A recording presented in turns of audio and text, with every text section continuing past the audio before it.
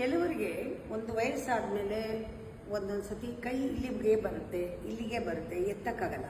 ಒಂದು ಕೈ ಹೊಟ್ಟೋಗುತ್ತೆ, ಇನ್ನೊಂದು ಕೈ ಬರಲ್ಲ, ಇದ್ದಂಗೆ ಇಷ್ಟೇ ಬರುತ್ತೆ. ಇವಾಗ ನಾವು ಪ್ರಾಣಾಯಾಮ ಮಾಡಬೇಕಾದ್ರೆ ಕೆಲವು ಆಸನಕ್ಕೆ ನಾವು ಬೆಲ್ಟ್ ಯೂಸ್ ಮಾಡಿದಾಗ ಬರೀ ಆಸನಕ್ಕೆ ಮಾತ್ರ ಅಲ್ಲ, ನಿಮ್ಮ ಕೈ ನಿಧಾನವಾಗಿ ಆ ಪೊಸಿಷನ್ ತಗೊಳುತ್ತೆ. ಫಸ್ಟ್ ಏನು ಮಾಡಬೇಕು, ಈ ಥರ ಬೆಲ್ಟ್ ಕಟ್ಕೋಬೇಕು. ಕೈ ಫಸ್ಟ್ ಇಲ್ಲಿಂದ ಶುರು ಮಾಡಿ ಹೀಗೇ ಮೇಲಕ್ಕೆ ಹೋಗಿ ನೋಡಿ, ಬೆಲ್ಟ್ ಕಟ್ಕೊಂಡ್ರೆ ಹೀಗೆ ಹೋಗುತ್ತೆ. ಹಿಂಭಾಗದಲ್ಲಿ ಈ ರೀತಿ ಬರುತ್ತೆ, ಈ ಥರ ಹಿಂಭಾಗದಲ್ಲಿ ನೋಡಿ. ಕೈ ಎರಡೂ ಮೊಣಕೈಗಳು ಸೇರಿದೆ, ಬೆನ್ನಿಗೆ ಈ ಥರ ಇಟ್ಕೊಂಡು ಡೀಪಾಗಿ ಉಸಿರು ತಗೊಳ್ಳೋದು, ಉಸಿರು ಬಿಡೋದು. ನೋಡಿ, ಈಗ ತಲೆ ಎತ್ತಿರಬೇಕು, ಕಿವಿ ಹಿಂದೆ ತೋಡು ಹೋಗಿರಬೇಕು, ಎದೆ ಕಂಪ್ಲೀಟ್ ಸೆಟ್ತಿರಬೇಕು, ಹೊಕ್ಕಳು ಒಳಗೆ ಎಳ್ಕೋಬೇಕು, ಬೆನ್ನೇರಾಗಿರಬೇಕು. ಇವಾಗ ಉಸಿರಾಡಿದಾಗ ಲಂಗ್ಸ್ ಚೆನ್ನಾಗಿ ಕೆಲಸ ಮಾಡುತ್ತೆ, ಗಾಳಿ ತುಂಬಬಹುದು ನಿಧಾನವಾಗಿ.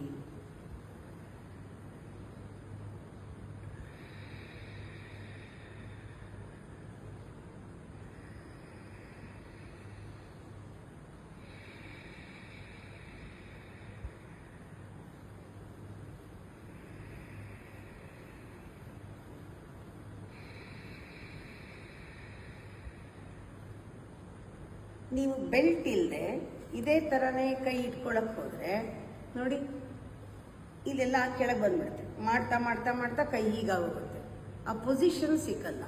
ಈ ಬೆಲ್ಟ್ ಯೂಸ್ ಮಾಡಿದಾಗ ಅಥವಾ ಒಂದು ಎಲಾಸ್ಟಿಕ್ ಇರೋವಂಥ ಹೇರ್ ಬ್ಯಾಂಡ್ ಹಾಕ್ಕೊಂಡು ಪರ್ಸಲ್ಲಿ ಇಟ್ಕೊಂಡಿದ್ರೆ, ನೀವು ರೈಲ್ವೆ ಸ್ಟೇಷನ್ನಲ್ಲೋ, ಟ್ರೈನಲ್ಲೋ, ಏರ್ಪೋರ್ಟಲ್ಲೋ ಒಂದು ಸತಿ ಈ ಭುಜ ಎಲ್ಲ ನೋವು ಬಂದಿರುತ್ತೆ, ಲಗೇಜ್ ಎಲ್ಲ ಎತ್ತಿರ್ತೀರಾ, ಅಕಸ್ಮಾತ್ ಕೂತು ಬೆನ್ನೋವು ಬರುತ್ತೆ.